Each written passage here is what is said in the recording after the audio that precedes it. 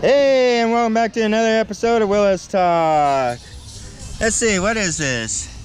Porsche Stuttgart? I'm butchering it. I know I'm butchering that. I can't quite make out all the letters, though. I know I had a toy car like this at one time, though. Just one of those little Hot Wheel cars. Ain't she a beauty? Nice good tires. Oh, ooh. Small little love done there. But it don't look too bad. Check out the upholstery inside. And the dashboards.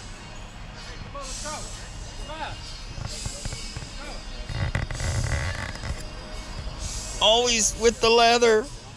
And a hot day. Oh my. Can you imagine if you're wearing leather and you sit on leather? Oh! You either got to be a sadist or extremely cold because you come from a desert. Tango! Is that anything like Tango De Niro? Probably not.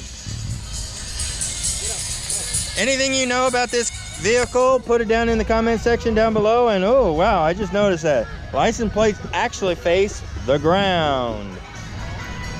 This is Willis out.